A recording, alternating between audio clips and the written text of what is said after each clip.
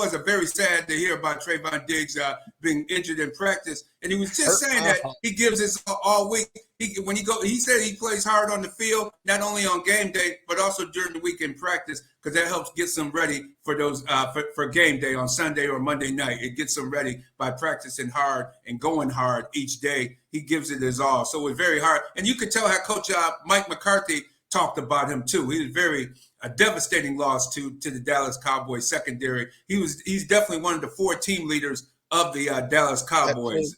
That too. He was definitely, a leader, and coming into his own as a Cowboy. You know what I'm saying? And it just sucks. I don't know what's going on with the league, but it's all of these injuries. There has to be a reason. Why was none of these injuries occurred when people were going a lot harder back in the day playing football? I mean, you didn't see blown ACLs like you're seeing today.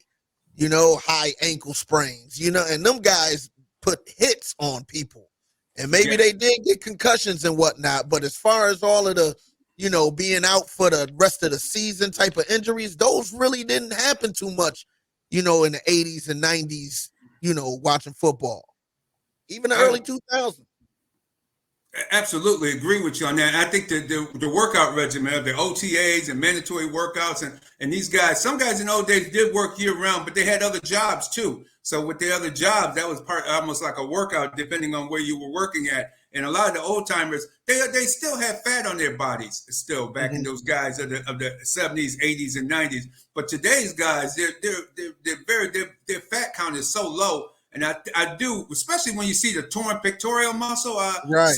CJ Gardner, he was out last year with one, and now he done tore his pectoral again already. Didn't TJ Watt do that? Yeah, yes.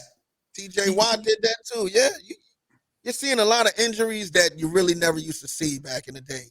And is it because they're having light practices? Is it because, you know what I mean? Like, I don't know what I don't get it. I just don't get it.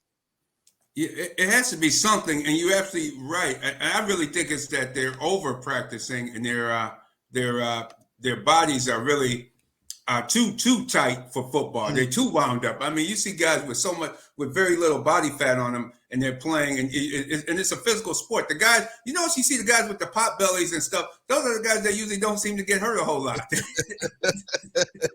They seem to play really physical, and they there each week, week in and week out. The guys play, especially a lot of the offensive linemen. Those guys seem to be heavy set guys, and they seem to be able to play. But it's the speed guys. The speed guys are the guys who's getting those the tissue injuries and the tears and the calf muscles and things of that nature. Backspin. I don't know exactly what it is, but it has to be something with their training and their fitness recoup, because they need to talk to TB about his problem. How did Tom Brady hang around so long without? He had that knee injury, but that was caused by somebody going into his knee, hitting him low, causing the ACL tear. But not just you really running. Couldn't hit Tom Brady. You really couldn't hit him without getting that flag thrown. I think that was the key to him staying healthy. That's a good point. That is a good point. Deacon Joe said the same thing many years ago. He said, "These guys are there. They don't want you to touch these guys, man. Then why play football?" Nope, he's the face of the league. You better not hurt him.